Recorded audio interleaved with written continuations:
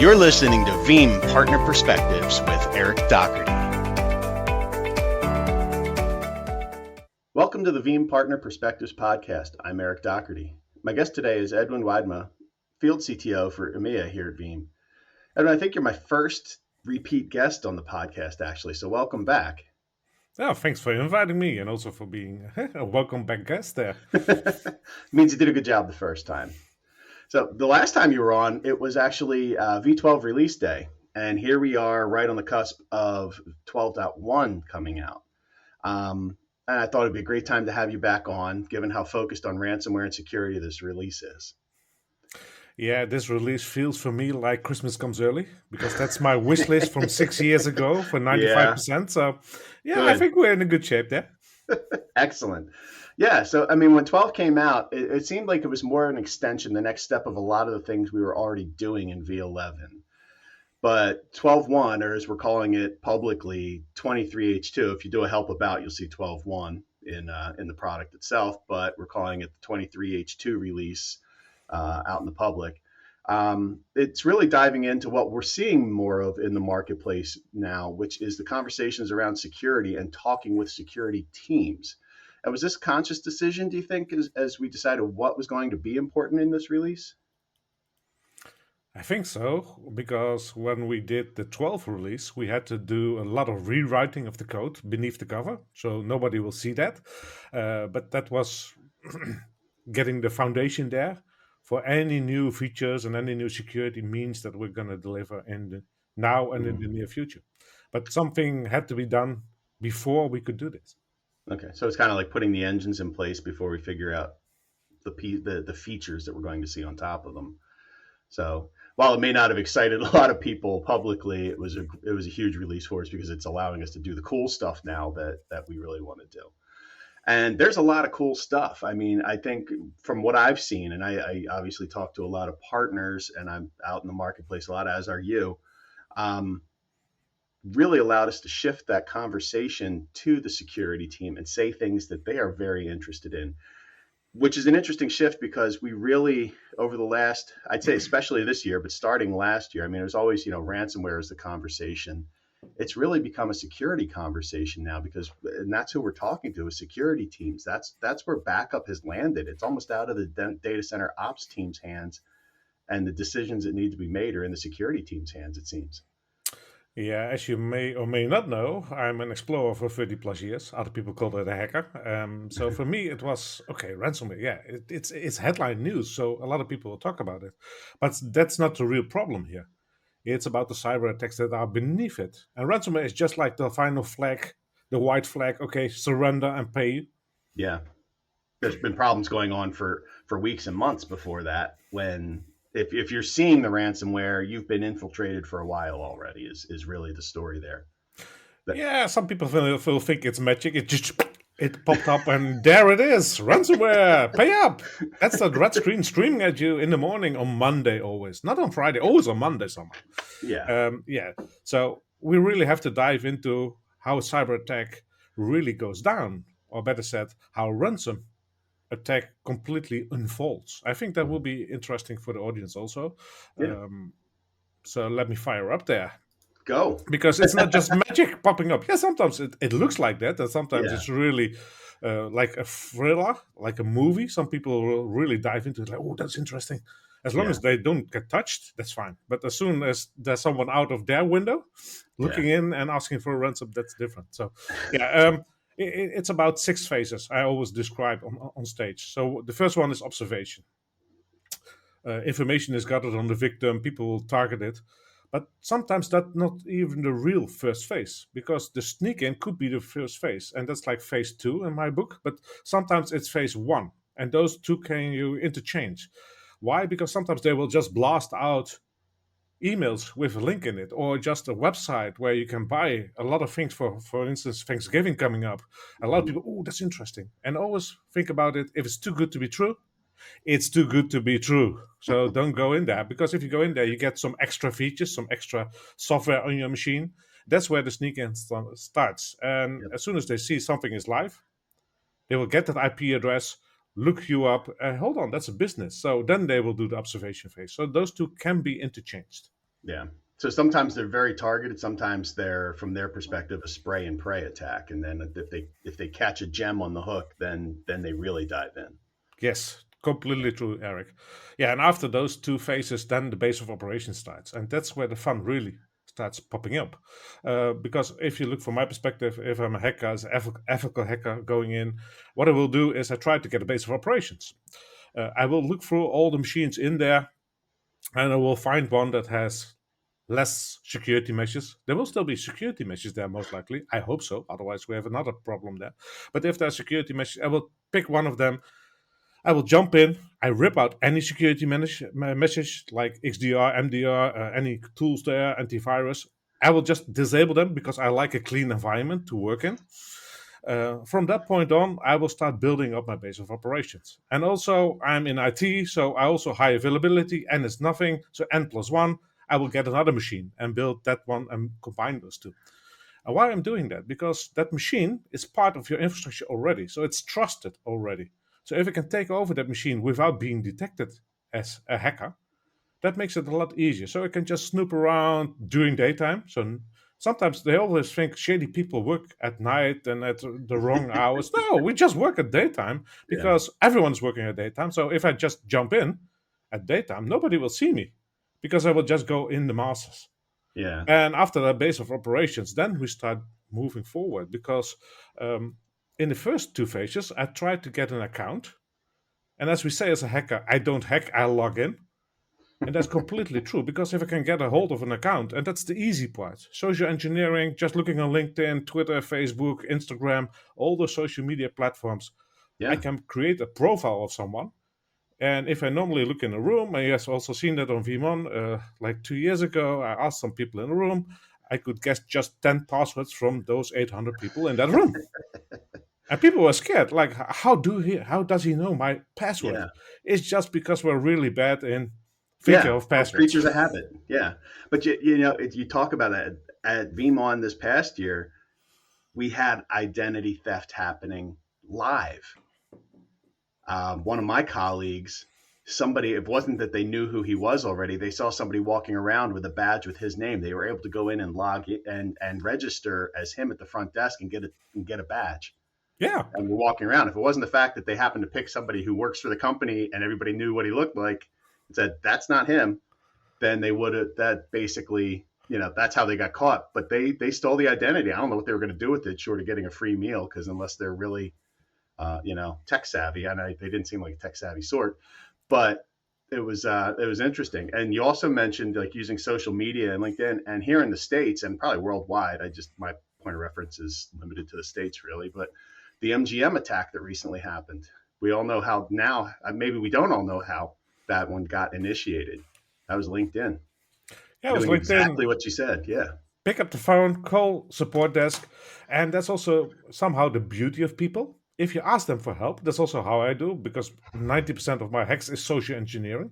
Just put a smile on your face, as we say, as the Yeah. penguins in Madagascar, smile away, boys. That's the same thing. Going up, being friendly, asking things, Yeah. and asking for help. Because if I ask you for help, Eric, now, you will say, if you can do it and I have some opportunity, I will help you. That's the Yeah. same what happened with the MGM attack. Someone called the support desk, they were just in panic or showed that they are in panic, asked for, okay, can you reset that password? And what they did is they had that username combined through, okay, how do people log in at MGM? How does that work? And they could just reset that password. And Yep. that was the whole thing about observation and sneak in. They had a normal user with a password and that was active. So they could just walk around, snoop around, and from there they will move to another thing. And that's where the phase 4 comes in. Elevated access and lateral movement. Because from that moment you will just walk through, and it's always like the physical world. So take that casino as an example. Mm-hmm. Anyone can go to the casino floor, right? Because that's open. From there, you can just wait, and if they're not paying attention and a door opens where there's normally a key card, and you wait and you can put your foot in the door, you're behind the scenes. All of a sudden you are moving around, lateral movement. Then you're trying to elevate access. So going into, for instance, the changing room of the staff and you see a badge there. Hold on, IT admin.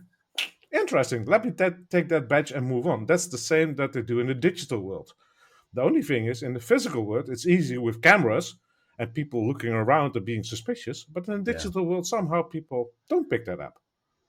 Yeah, and casinos, yes. The amazing thing is they got attacked that way, and you think of the security that just by law a casino has to have, and then they're going above and beyond because their integrity is their business. If you now don't trust them, you're not going to invest your money even in a hotel room.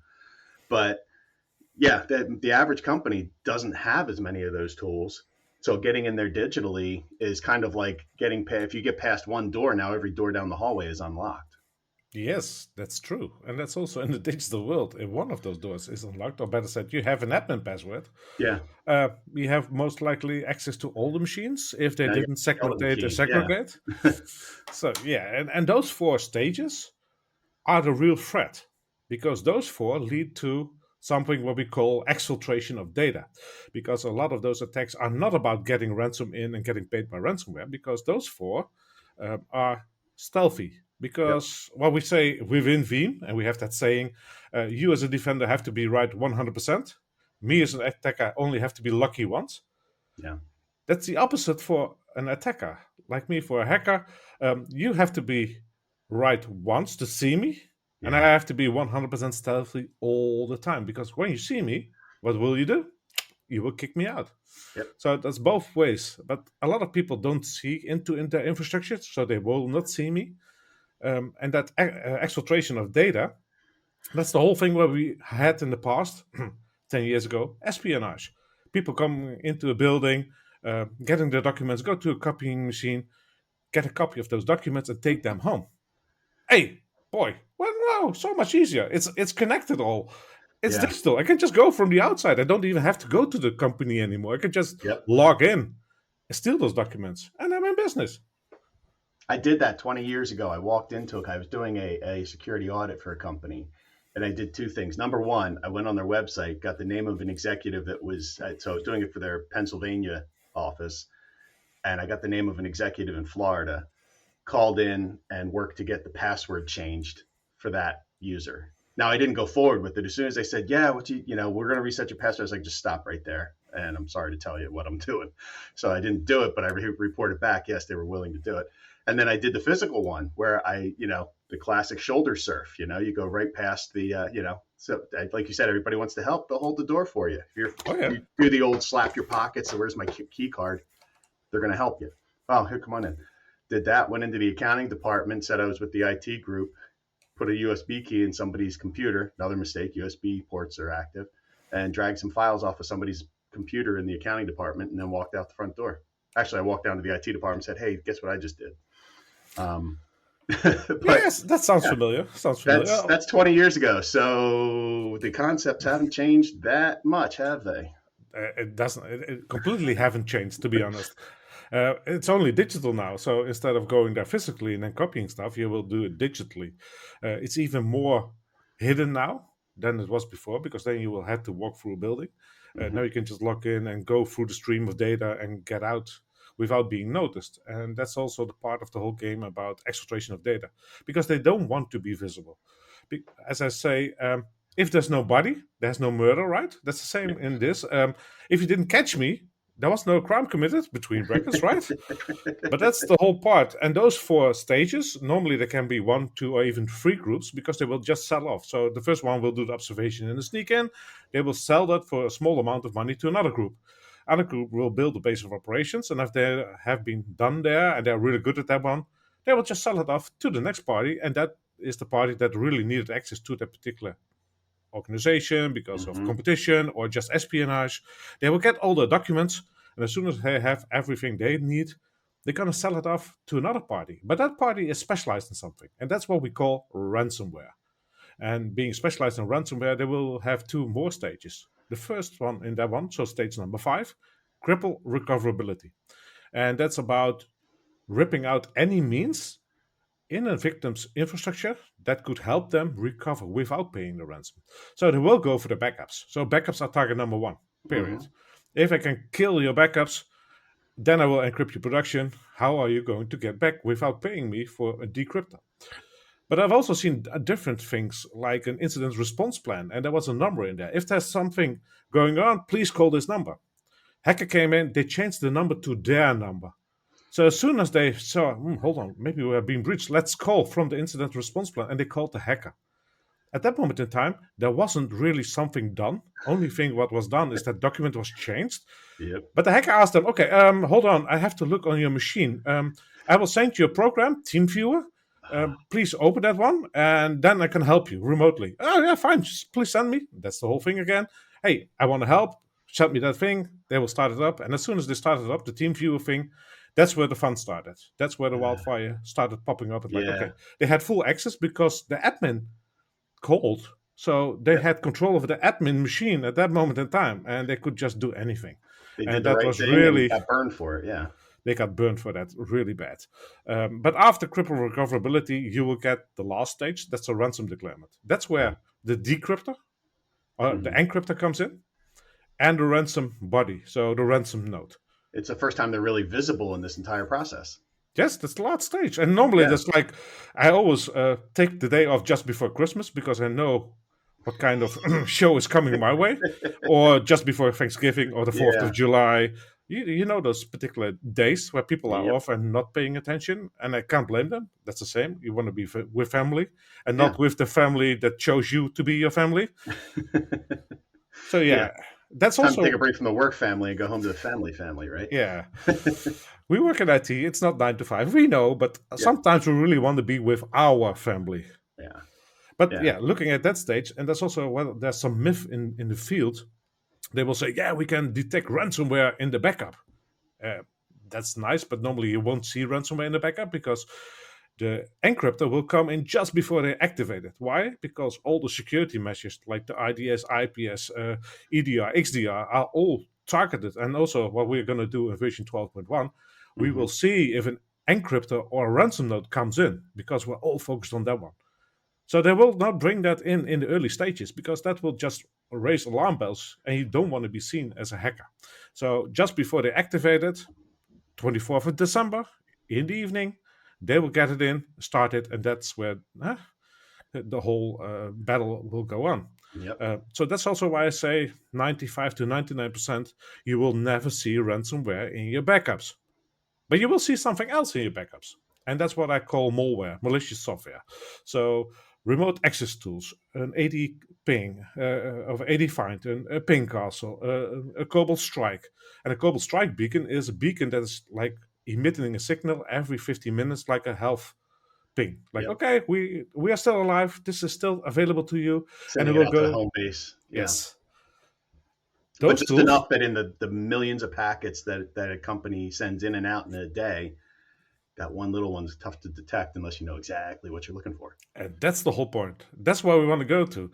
Because if you really look through the timeline and just said about those 6 stages, normally that can be weeks, even months, or even years. Oh, I had a funny story there. I had one customer in Sweden and they asked us to come in and they saw something shady and they didn't know. And I got forensics in there and we were looking through it. The forensics are, hey, hold on. That was an account created 8 years ago. And if I see what that account is doing, that's the one that's being compromised. So they were being compromised 8 years ago. And know that the backup admin was only working there for 6.5 years. So most likely the hacker could Yeah. educate the backup admin about the whole infrastructure. And Yeah. that's, yeah, kind of scary. Run new user training better than anybody. Yeah. And they Eight didn't get years. ransomware there, but that was just stealing like the cookies from the back of the shelf. Yeah. So only getting those emails and those particular documents that were interesting to him or her. We still Yeah. don't know who or what group that was. So That's a good point. Take one little cookie out of the cookie jar, and who's going to really notice, as opposed to stealing the whole jar. And you do that over years, and you've got more cookies than they do. yes, and you have the interesting cookies. So the ones Yes. that were new and Yep. not really like, okay, we shouldn't have eaten that one. So yeah, but that's the whole point in this phase. So malware will be dropped along the way. And if I drop malware on like what I said in stage 4 or stage 3, base of operations, that machine that is clean, Hmm. so no security meshes there anymore. If I drag in tools, they have to travel through the firewall. That could be an application, a web firewall, through IDS and IPS, so intrusion detection systems, into that particular machine. If I just drag in the tools without anything, they will just be red alert or Yeah. bells and whistles will go off. So what will I do? I will encrypt that. And I will make it so much looking like garbage that any of those security tools in between will just look at it. Okay, hold on. I'm not sure. Could be malicious, but yeah. And they Yeah. only have like milliseconds to determine something coming through is good, suspicious, or bad. So we cannot blame those particular tools, because that's also one of those questions I always get on stage. Like, yeah, but shouldn't XDR, EDR find those malware things? They have milliseconds. So we cannot blame them. But if you look at Veeam and how we already had in version 11 and now also in version 12 and also the ongoing versions, we Mhm. have secure restore. Yeah. So run those particular workloads through secure restore, connect the same EDR and XDR, Hmm. and let them run for 12 hours. Then they will particularly say to you, hold on, normally 97% in production will find things. The other 3% we can find in those 12 hours. Yeah. And then they will say, hold on, this is what's in there. Keep that in mind. But Now the going nice back. thing, yeah, Mhm. well, and I want to make sure we talk about how we've made that process even more efficient in 12.1, because we've been able to do that. Like you said, we've been able to do exactly what you described for a long time, but it was more involved. We just made it so much easier. So I want to make Mhm. sure we talk about those features, but I don't want to stop your story either. So I just want to make Oh, sure we we'll circle get back to back. that. Please Yeah. hold on to that one, because we will Yeah. get back to that one, because that's really important. Yeah. But for the story, to get that malware in, so those tools that I need, because I'm also lazy as a hacker, right? I don't want to do everything by head and doing compiling on the fly. I will use tools. Come on. Normally, I will just look through the infrastructure, and if there's a folder called Red Team with all the tools already in there, that's easy for me. But sometimes I have to drag my own tools. So I crunch them, I encrypt them, making sure that they are not readable for any of those tools. And then they will land on that particular machine. That machine itself has no security measures anymore. But one thing, as a hacker, I cannot block is the backup, because we do a backup as Veeam through the hypervisor. So there's no agent running, there's nothing to block. Anything, we will just back it up. And that's where 12.1 comes in really handy. We could already do in 12 post backup scanning, but now in 12.1 we will do inline malware detection. And that's where I think is really the beauty. As soon as the backup starts and it will run through memory, I will see those tools, because what we will do in 12.1 malware detection inline is going for entropy. Entropy is randomness. So anything that's really random that changed for like last time, the last backup, will raise a flag. And if it's entropy is being measured between 0 and 8, if I drag in those tools, normally it will be 7 or a high 8. So it will raise an alarm and will say, hold on, this machine is suspicious. Will we, as Veeam, be able to say, okay, hold on, that's this particular malware or this particular tool? No. But we will say, hold on, this machine is suspicious, look through it. And that's where forensics makes it easy, because think about an infrastructure where you have 10,000 machines. Not all those 10,000 machines will be affected. There will only be Right. one or two. Think Right. about high availability, two machines. And then you can focus on those two machines. And if you run those two machines, connect them in a Azure backup job, and also in 12.1, we don't need uh, a virtual environment or a data lab for that also. Yeah. So we can just That I run it. love. Yes. That makes it so We've much made it so easier. much simpler because now the people that have never set up a data lab, which is one of the best features that is underused in VBR. So now the fact that you don't even need to have that to do these scans, that's critical, I think, because now people are going to really use these tools. Yes, it makes it so much easier to run them. You don't have to set up things. Don't think about networking. You want to run those tools against those backups, right? And by connecting that, you will just pick it up. Yeah. So even the And smallest shop can do it. The ones that are stretching their resources just for production and don't have extra for testing and things like that. Now they're all going to be able to do these scans and keep themselves protected. So from the smallest business up to the biggest. And the other side of it is they're going to run faster because you're not having to mount, create all that good stuff. So the bigger companies are going to be able to run more scans every 24 hours. yes, that's also what I like. What we changed in Sure Backup. You can now ask randomly for 20 machines to run through. If you have 10,000 machines, you don't want to run 10,000 machines through a Yeah. backup test.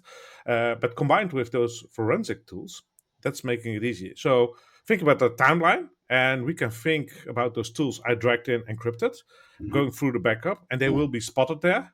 Means that you can stop that ransomware attack before it happens. Of course, you will be compromised. That's also why I say have the principle of assume breach. They are already in your infrastructure. Yeah. And that's only the shift of the mindset. So if you have your mindset top to that one, so assume bridge is a mindset that guides your security investments, decision making, or better said, design decision making, and operational security procedures. So please adopt that principle of assume bridge. Yeah, think about where you're vulnerable. Do everything you can. Nobody's ever saying don't get every tool you can. Like I've had that conversation, especially as we've gotten more of these features. Do everything you can. Put every tool you can afford to put into place, and assume somebody's still going to find a way around them. Oh What do yeah, you do then? And that's really where we've always been in the wheelhouse. What are you going to do when the attack happens? So we've always been in the recovery conversation. We're extending where we are in the conversation in your 6 steps. And I think that's the best part is we're not waiting until after you know you're breached. We're providing information before you know what's going on. yeah. That's the whole thing about assume breach. It limits the trust placed in applications, services, identities, and networks, and by treating them all equally, so both internally and externally, as not secure and probably already compromised, that will help a lot of people because sometimes trust is misplaced. Trust is good, but also verify. Yeah. I remember a story I had, God, over 20 years ago now, but one of those email borne viruses that would propagate like wildfire and didn't really do anything other than cripple your email systems. I sat there all day on one of them watching our mail filter stop everything.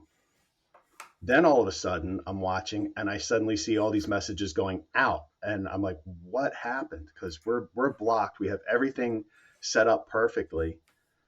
What happened was we weren't allowed at that moment to have a policy to block things like Hotmail and I guess Gmail at that point might have been a thing. I can't remember if it was at that point, but Hotmail was the big one. So somebody opened the email on Hotmail. Doesn't infect Hotmail. It can't be run in Hotmail, but they had their corporate Outlook open at the same time. They open the Ooh. email in Hotmail, infects that. Boom, I'm up 36 hours cleaning up stuff. Yeah. Um, so again, you had everything in there, but something still finds a crack. And guess what? That was the last day Hotmail was allowed to be used in that company. Yeah. So but sometimes those attacks are also funny. I had one that's called sheep.exe. It started a sheep on your screen and started attacking anything you move your mouse to. So documents, that sort of stuff. It didn't wreck anything, but it was just annoying as hell. And it just multiplied. So one sheep became 2 sheep, became 4, became 8, and so on. So that's now if Yeah, you look at it, it was that's funny. just For some mayhem. it Yeah, wasn't funny because more and more machines got yeah. infected there. So It's yeah, funny now. Yeah, it's funny now to talk about it in the podcast. Um, so yeah, but also one of those other things I want to mention on the timeline. There's also one of the myths out there. You have to go back to a clean backup. yeah, So remember, if you have the timeline and assume the breach was in March and they will deploy ransomware at the 24th of December, that means a dwell time. So between breach and ransom deployment from 270 plus days. yeah. Going back to a clean copy doesn't make any sense because you will lose 270 days of data. No company or organization worldwide can survive that one. That's No, you're also out of why I business. say, Yeah, yeah, you're out of business. might So as go, might as well not restore at that point. It's like a yeah, bad time machine. Yeah, just run and hide for cover. But what I will say is, if you've been hit on the 24th of December, the backup just before that succeeded, go back to that one. Is that one clean? No, because there will be malware in there. right. So that's why we also did secure restore, and we already had that from version 11. Mm-hmm. That's also why we did that particular feature, because you cannot go back to a clean state. That's also why I think clean backup is a little bit misguided. What I would Right. normally talk about is a validated backup. You want to Validated or know, reliable. Yeah, yeah, you want to know, okay, hold on. This one is checked for data integrity. So everything zeros and ones are still the zeros and ones that came in. So nothing changed, no ghost bits, that sort of stuff.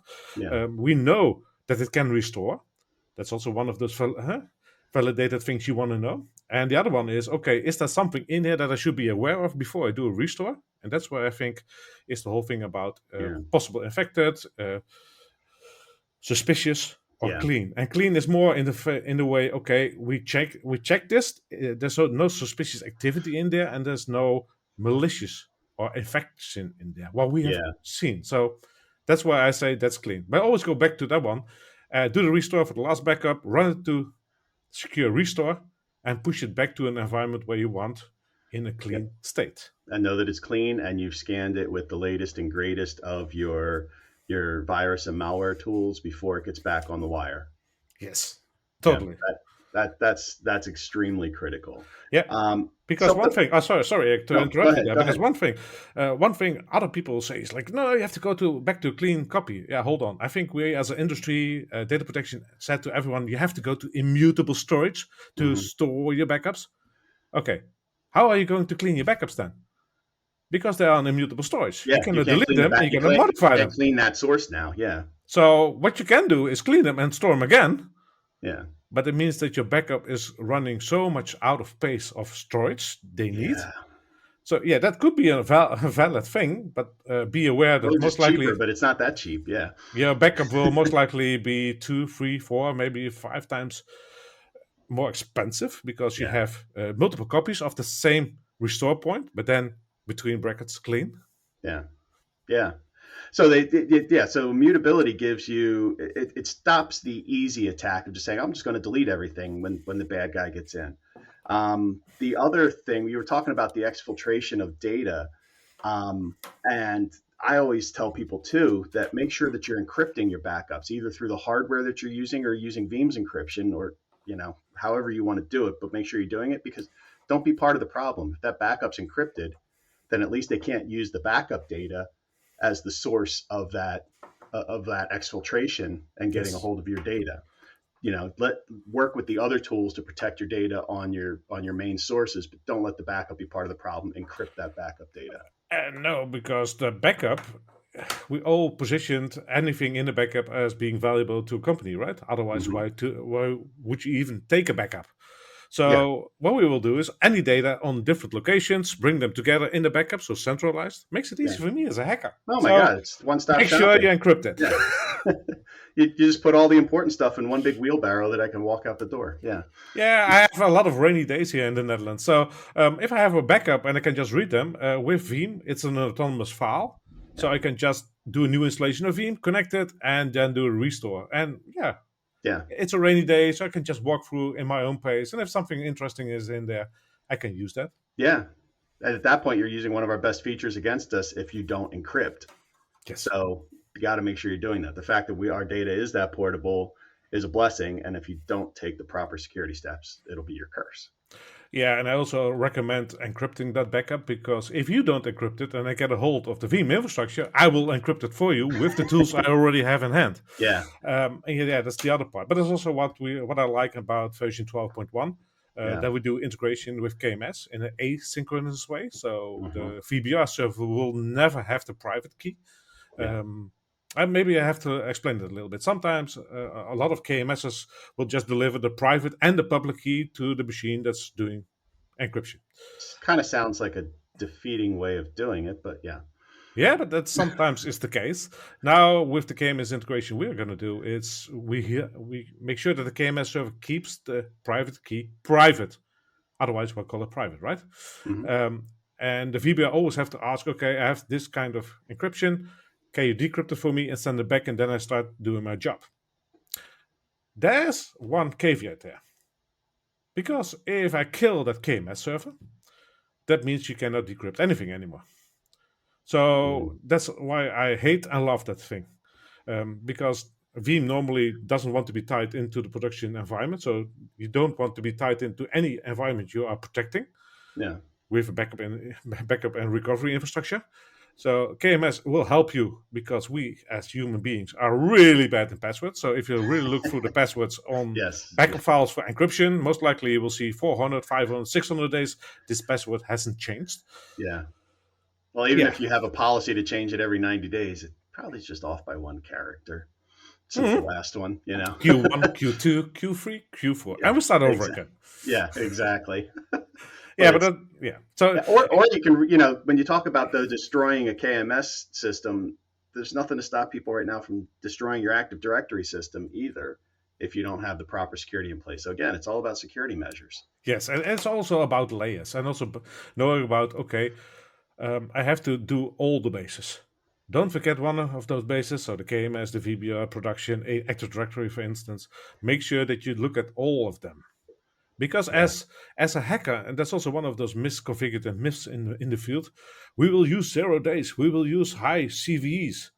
No, we will use the low CVEs. Why? Because you won't patch for Because you're those, not patching for them. Yes. and they're easy. So Yeah. that's why I get a hold of a base of operations first, then I have an account, and from there I can work through. So Yeah. those CVEs that are below the 7, and there are millions out there, so that's interesting. So you can just take them.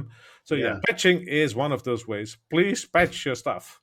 And the best way to test those patches is Use the data labs. So yes. fire up Veeam, use data labs, make sure that you have a copy of that machine you want to patch, bring it up, deploy the patch in the data lab so it's shielded in that sandbox.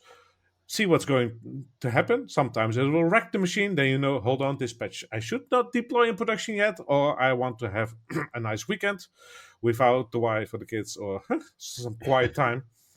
But yeah, make sure that you test them. And if you test them in the data lab, you will see what the results normally will be. Yeah. And that's the beautiful thing is then and you've done it on real data in a real space. Because I remember back in the day, whenever we did hardware upgrades, I'd keep the old hardware and build a mock-up of production to do those kind of tests on. But it never had the real data. It was never exactly the same, but it was as close as you could get. And these are back in the days when people were still going direct to tape and things like that too. So you didn't have the time to restore everything into that hardware, even if you could. So we've come leaps and bounds thanks to virtualization. So it certainly has made things easier. So it's definitely something that everybody should be looking at. If you're not testing your backups, yes, it's kind of gotten most of the way to where you're safer putting those patches on than you are not putting those patches on. But there's always that one in that one app that maybe is homegrown that doesn't work, and then you got to fight to get it out of there. Usually, it's found after everybody's at work and trying to use those applications. So it really is making sure that I love the fact that it uses the most current backups, so it's exactly what production is. Um, but again, it's also one of those most unused tools. It's been in VBR forever.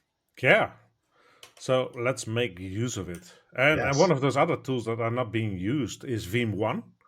Mm, Um, and if I go back 4 years, I've been working for Veeam now for 7 years. 4 years ago, yeah, I was also hesitating. Okay, where should I deploy it? And then I also told all those backup admins, please use it for your own good. You will have an overview over your whole infrastructure, your backup infrastructure, so you know where mhm. data is going, how it's protected, that sort of stuff. And I must say, we deliver in 12 and 12.1, especially in 12.1 Yeah, with the threat center coming up. that threat center is Oh, awesome. that's one of those things I was craving for like 4 years ago, and finally it's here, and I really Yeah. enjoy it. And everyone that sees it is like, "Oh yeah, that's what I need," because that will Who give doesn't you. love pie charts and heat maps and bar charts that tell you what's going on in your environment? Everybody loves a graphical view in one shot, and this is what it is. Yeah, I've doing a lot of admins in my past year of a past lifetime there. Having a big infrastructure, you want one overview, one Mhm. dashboard. Okay, hold on.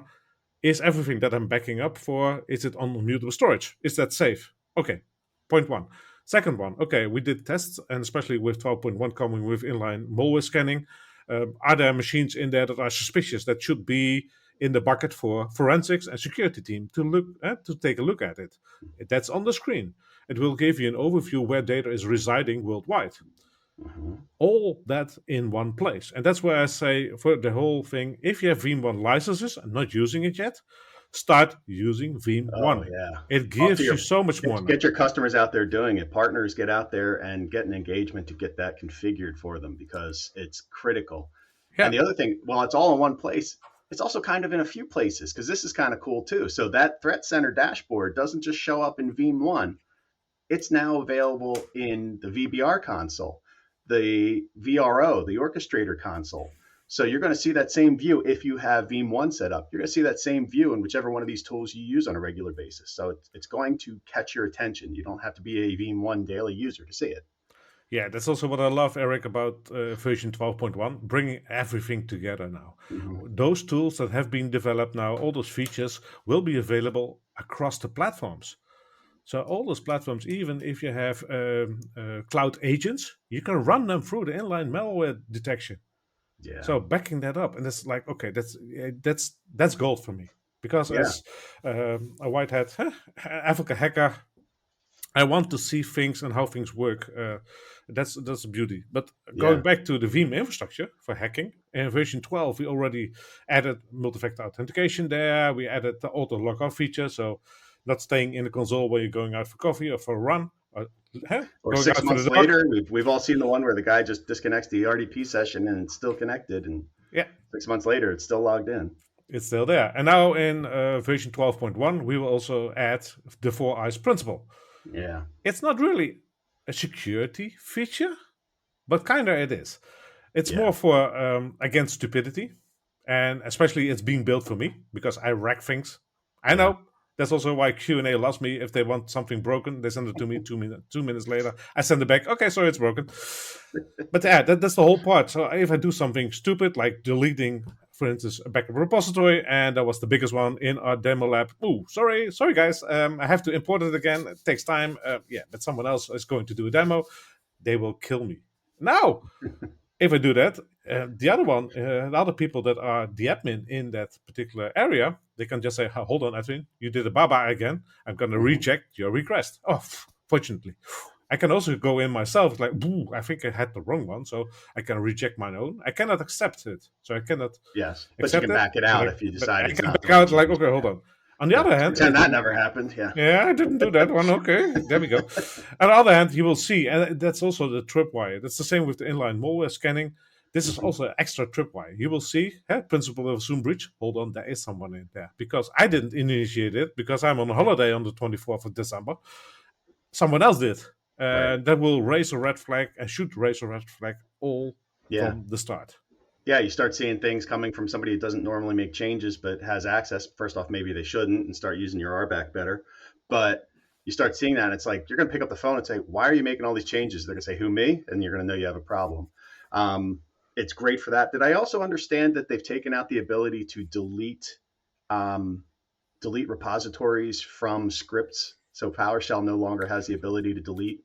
Yes, as soon as the 4 eyes principle is enabled, it will stop access through APIs for those That's particular great for features that scripted are attacks. that are Yeah. secured by the 4 eyes principle. Because you don't want someone running script then and like, okay, hold on, you put that Yeah. protection in place, it will just go through the back door. Yep. So now you're not running scripts because let's face it, people aren't sitting there and clicking away on the keyboard to do most of the attacks they're doing. They're scripting them, Yeah, and so that's now we've that's taken that automation. ability away. Yeah. That's the easy part. I have automated scripts. Also Yeah. for taking down EDR and XDR, I have scripts. Yeah. That are scripts particular for EDR, XDR deployments. If I know what is running there, and I won't mention any of those names because we can take them all down, Yeah. it's just running the right script at the right moment in time, and it will just disable what's running there. Yep. Yeah. And I hope that if anybody got anything out of this information, it's that everybody is susceptible to this no matter what you're doing. We have way more ways to help you combat this than we've ever had in the past. Something that I've been excited about is we have what I'm thinking and what I'm calling the the best ransomware story and security story we've ever had to tell. Now that 12.1 is here, it was good before, and we weren't maybe the best at telling it as a whole. Individuals like yourself are always good at it, but I think that we really have a story that not only can we tell, but the partners can tell as well. And I think we stack up really strong with this release out in the marketplace. Yes, I certainly do. And if I may ask, tell you one last thing there, it's about the Yarrow rules because we talked Oh about the yeah, inline and after, but the Yarrow rules, those are the gold ones I because you love can it. run through your backups as a forensics Hmm. looking for indicators of compromise. So I was Yeah, telling you about that Cobalt Strike beacon that has a signature. If I put that signature in a Yarrow rule, I can run that through the whole environment and see, hold hmm, on, those 10,000 machines, 20 of them are pinging to a particular IP address on the internet. yeah, So maybe I should take a look at all those 20 machines and rip out that Cobalt yeah. Strike beacon. Hitting those known onion links and things like that. Yeah, and there are so much things. So you can look for those artifacts that are being used in compromise. Um, and there are so many already being described you can use. Yeah, That's why you can just run through your environment looking for, hold on, is there something already going on? yeah. Principle of assume breach. and you Hmm. will find some stuff. Well, But it's great because Yara rules are great for that, but they're not just for that. So now you have the ability, if you want to look for PII, you want to look for credit card numbers, you have the ability. Yara can do all of these because it's doing pattern matching. yes, So and I've you can seen use it for all of it. I've And now seen we just added another tool that maybe you've been struggling. How can I scan my backups? Or I can't take the resources out of production to keep scanning my production systems. Now you can scan off hours, offline, off production for all this information that you should be knowing if it's there or not. Yeah, and also where it can be useful is for running, for instance, in Europe, the GDPR, the right to be Hmm. forgotten. Yep. You don't have to delete your backups because that's another right on top of it.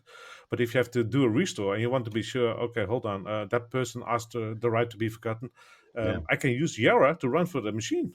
Yep. And those It's rules, the GDPR style rules, are making their way into the states rapidly. I think California and yeah, one state on the East Coast started, but it's catching on. It starts in Europe, then it hits the West Coast, and then it just flushes across the states. So and it's then comes another back to tool to us keep again. yourself protected. Exactly. Then you figure out what we're doing wrong, and you do it again, and yeah, works for me.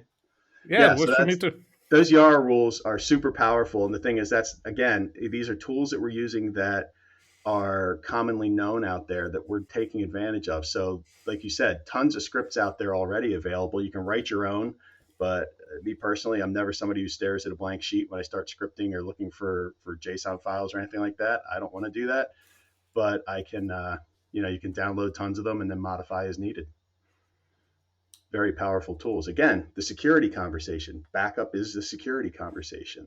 And you just heard 45 minutes of why that's the case. And I really appreciate you doing this again today. As my first repeat guest, I think you'll be another repeat guest because I love having this conversation. And let's face it, the security conversation keeps evolving, so we will constantly have this. And just a fun thing. Edwin and I got to spend some time in Prague a few weeks ago at the Veeam 100 Summit. So I was very honored to be able to do that and get to spend time on your soil, meaning Europe. I know you're not from Prague, but getting to spend time on your soil. Usually I see you in the States, but I got to go over and see you, and that was a fantastic thing. So I was appreciative to see you. And if I had had my tools with me, maybe we could have recorded then. But it was a busy week. It sure was, and it's always been, and it will always be. Yeah, that's the truth. I know. I'm looking, so that we're doing this the week before American Thanksgiving, and it's going to be a sprint to the finish line the rest of the way through the year. I know everybody's busy, which means that the attackers are going to be out there looking for us because they know we're already busy. So they're going to be out there trying to figure out how they can make some money off us. It's just a business. Yeah, yeah, it's absolutely true. That's why they have nice customer service groups. Well, Edwin, I appreciate you doing this as always. You are a great guest. You're a great person, and I love any time I get to spend time with you and talking with you because you're a great guy. I don't know how else to say. So thank you very much. Yeah, thank you for the invite, and I will happily be back again if you want me. Awesome. Well, that invite will come. 12-2, or maybe we're going to have a lucky 13. Who knows? Who knows what 2024 will bring? We'll find out. This has been Veeam Partner Perspectives with Eric Doherty. Thank you for listening.